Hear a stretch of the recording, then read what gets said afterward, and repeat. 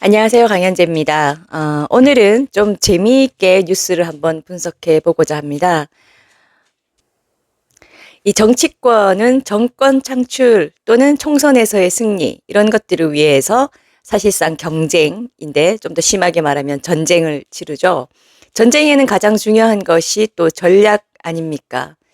이 전략을 정하는 데 있어서 객관적인 모든 상황이나 정보가 정확하고 또 어떤 전략이 좋은지 판단이 선명하게 든다면 좋겠죠. 하지만 대부분의 경우는 또 그렇지 않을 가능성이 많습니다. 긴가민가 누구 말을 들어야 하나 어떤 전략이 더 좋은가 헷갈릴 때가 있겠죠. 그럴 때 뭐 꼭 정치권뿐만이 아니라 뭐 개인적으로도 그렇고 여러 가지 이런 전략을 세워야 할 때 한 가지 기준이라면 기준이랄까요? 우리가 생각해 볼 수 있는 것은 상대방이, 그러니까 적이라고 표현하면 적이 좋아하는 것은 나에게 해롭다. 또 적이 싫어하는 것은 나에게 이로운 전략일 수 있겠다. 이것이 하나의 기준이 되겠죠. 그래서 저는 여러분들이 뭐 너무나 이 좌편향된 언론에 대해서 잘 아시겠지만 그런 언론들이 여러 개가 있죠. 그 중에서도 오늘 특별히 MBC와 JTBC 기사 중에서 이들이 어떤 의도로 이런 기사를 내보내나. 그리고 이것이 객관적인 어떤 보도의 성격을 갖는다기보다는 우파를 향한 어떤 메시지 또는 혼선 전략 차원에서 내보낸 보도가 아닐까 이런 생각이 들어서 한번 보려고 합니다. 첫 번째는 MBC 기사인데요.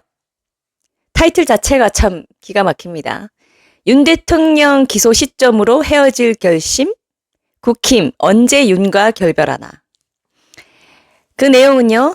윤 대통령이 구속 상태로 재판에 넘겨지자 국민의힘은 이틀째 검찰을 강하게 비판하고 있다. 하지만 이런 대외적인 입장과 달리 당 내부에선 대선 주자들을 중심으로 결별이 확실해 보이는 윤 대통령과 거리두기를 하려는 움직임이 계속 포착되고 있다. 국민의힘에서 조기 대선은 아직 입에 올리면 안 되는 금기어다. 하지만 내부 기류는 서서히 달라지고 있다. 그동안 윤석열 대통령을 엄호해왔던 홍준표 대구시장이 기소 하루 만에 윤석열 대통령과 이재명 대표가 나란 일은 뒷전이었기 때문에 국민 생활은 갈수록 피폐해졌다라며 두 사람을 싸잡아 비판했다. 여기에 구체적으로 시점을 못 박아 한동훈 전 대표가 등판할 거라는 전망까지 나왔다. 신지호 씨라고 아시죠? 대표적인 친한계. 2월 한 중순 전에는 활동을 재개하지 않을까. 그간에 본인이 느꼈던 것들을 전달할 기회가 있을 거라고 본다. 이런 이제 말을 원용했어요. 그리고 오세훈 서울시장과 유승민 전 의원까지 사실상 대선 출마를 시사하면서 여권의 대선 시계가 빨라졌다. 결론적으로 국민의힘이 대통령 기소를 기점으로 중도 확장의 무게를 두고 조기 대선을 준비할 거란 전망이 나온다. 윤 대통령과의 결별은 결국 시간 문제일 거라는 분석이다. 이것이 이제 MBC 뉴스 기사 내용입니다. 자, 우리는 반대로 하면 됩니다. 적이 좋아라 하는 방향 또는 적이 어떤 의도를 갖고 이렇게 좀 갔으면 좋겠다 하고 내보낸 기사라는 생각이 되면 그 반대로 하는 것이 우리를 이롭게 하는 것입니다. 지금 MBC는 국민의힘이 윤 대통령을 중심으로 야멸차게 이 투쟁하는 모습을 보이지 않기를 원하고 있죠. 그러면서 빨리 윤 대통령을 버리고 조기 대선 분위기로 갈 것을 원하고 있습니다. 그리고 또 그렇게 지금 국민의힘이 가고 있다, 간다. 윤 대통령과의 결별은 시간 문제다. 이것이 국민의힘의 방향성이다. 이렇게 아주 그냥 끌고 가고 싶어서 안달을 하는 그런 모양새를 보이고 있습니다. 물론 객관적인 팩트이기도 해요. 홍준표 대표가 이런 말을 했거나 한동훈 전 대표 측에서 이런 말이 나왔고 또 오세훈 시장이나 유승민 전 의원이 대선 출마 시사했다. 이런 것들은 사실이죠. 하지만 우리 우파는 이런 사실들에도 불구하고 사실 이런 사람들의 이 대선 준비 차원에서 하는 메시지나 행동들에 대해서 지금 관심을 가질 여력도 없습니다. 그리고 마땅히 국민의힘도 그래야 하는데 이 MBC는 국민의힘이 달라지기를 원하고 있는 겁니다. 자, 그러면 우리 국민의힘 또 우파 국민들은 반대로 하면 됩니다. 지금은 윤 대통령이라는 구심점을 중심으로 완전히 이 대립각을 세우고 전투 모드로 계속 유지를 하는 것이 이 우파 국민들 또는 이 중도 보수까지 포함한 범우파 국민들에게 이 국민의힘과 윤 대통령을 지지할 수 있는 어떤 의욕을 계속 유지시켜 주거든요. 그런데 만약에 이런 순간에 국민의힘이 또 자칫 삐끗해서 또 내부의 이런 전열을 흐트리는 목소리와 행동의 중심을 잃어버리는 모습을 보이게 되면은 지지하는 국민들도 맥이 빠집니다.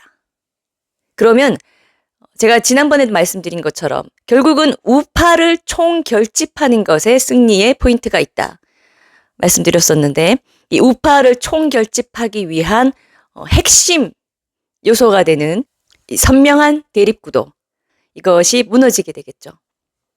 자, 다음으로 또 MBC의 기사인데요. 이준석이 조기 대선 채비를 하며 15명의 특보단을 만들고 강남역에 대선 캠프를 차릴 것 같이 이렇게 말을 했습니다. 개혁신당 이준석이 특보단 구성하며 조기 대선 준비에 나섰다. 특보단에는 뭐 이런 사람 저런 사람, 전남대 총학생회장 출신 등등 있고 또 서울 강남역 부근에 사무실을 구하고 있답니다. 뭐 기사 내용은 짧습니다. 별로 쓸 얘기가 없겠죠. MBC 본인들도 언급은 하고 싶지만 뭐 딱히 현재로서 내용이 없으니까 이 정도 기사를 냈는데요. 이 개혁신당의 이준석 같은 자도 국민의힘에서 일체 신경 쓸 대상이 아니라는 것이 지금 이 MBC 보도를 통해서 우리는 또 전략상 알 수가 있는 겁니다. 반대로 하면 되는 겁니다. 뭐 본인이야 대선 나가고 싶겠죠. 또 그것은 본인의 자유인데 누가 신경 씁니까? 대선을 준비하는 과정에서도 이 금전적인 문제가 있을 것이고 또 대선에 본선에 출마까지 하기에는 아마 부담스러울 겁니다. 선거 비용이 전혀 보전되지 못할 가능성이 높고요. 하지만 이준석 본인 입장에서는 당연히 이번에 뭐 대선과 근접한 그런 결과를 내기도 어렵겠지만 두 가지 생각이 있겠죠. 하나는 적어도 자신의 존재감을 부각시켜서 지금은 아니지만 계속 이렇게 이준석도 또 하나의 대선 후보? 잠재적 대선 후보? 이런 어떤 이미지를 계속 국민들에게 줌으로써 언젠가는 대선 후보가 될 것이다. 뭐 이런 걸 노리고 있을 것 같고요. 또 하나는 이 우파가 잘 빠지는 함정 있지 않습니까? 중도를 지향하는 듯한 그런 정치인하고 항상 막판에 어떤 합의와 서로 지부는 관계를 주고받으면서 흡수하려는 그런 어떤 태도를 지금까지도 계속 보여왔었거든요. 이제 그런 것을 노리고 만약 조기 대선이 치러질 때 단 1%나 뭐 0.5%라도 아쉬운 그런 상황이 되면 자기에게 어떤 모종의 지분 내지는 자신의 영향력이 충분히 발휘될 수 있을 것이다. 뭐 이런 생각을 하고 있을 겁니다. 어쨌든 관심 가질 일은 아니고요. MBC가 이렇게 이준석에 대해서 기사를 낼 때는 우리 국민의힘이나 우리 우파들은 이준석에 대해서 신경 쓰지 않는 게 좋은 전략이다. 이것을 또 암시해 주는 것이죠. 세 번째 기사는요. JTBC 겁니다. 전체 여론과는 다르다. 중도층은 좀 다르다. 이런 얘기를 하고 있습니다. 내용을 보면요. 최근 여러 여론조사에서 여야 지지층이 결집하는 모습이 도드라지고 있는데 여기에 대해서 중도층의 여론 추이를 좀 더 주목해야 한다는 분석이 나온다. 만약 조기 대선이 치러진다면 결국 중도층의 선택이 결과를 좌우할 거다. 그런데 이 중도층의 추이는 전체 여론조사 결과와 다른 양상을 보인다. 오늘 나온 조사에서 자신의 이념 성향을 중도라고 답한 경우를 살펴보면 정권 교체를 바란다가 50.6%로 정권 연장을 바란다는 44.8%에 비해 높았다. 또 탄핵 찬반에 대한 입장 역시 중도층에서 나타난 결과가 큰 차이를 보였다. 중도층에서는 탄핵 찬성이 71%였다. 그러면서 결론은 그겁니다. 윤 대통령의 버티기로 탄핵 심판과 사법 절차의 속도가 느려지면서 양 진영의 결속이 더 강해져 여론이 크게 요동친 걸로 보이지만 여전히 캐스팅 보트를 쥐고 있는 중도층에선 헌재와 법원의 결정을 지켜볼 걸로 보인다. 자, 이 기사를 제가 좀 분석을 해볼게요. 첫 번째는 현재 나오고 있는 이 전체적인 여론조사, 그리고 지금 여론조사가 수도 없이 이루어지고 있죠. 그러나 그 여론조사의 결과들은 한 가지 이 일정한 방향성을 보이고 있습니다.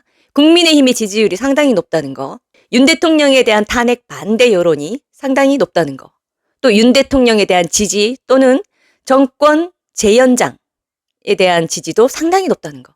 이게 지금 이쪽 좌파들은 그 여론조사 이 결과들이 너무나 충격적인 거예요. 쫄리는 겁니다. 불만인 겁니다. 어떻게든 부정하고 싶은 단계에 지금 있습니다.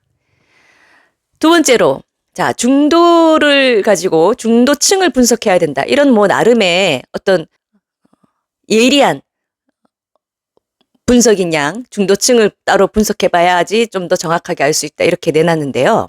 자, 이 여론조사의 맹점이 뭡니까? 자신이 중도라고 밝혔다는 겁니다.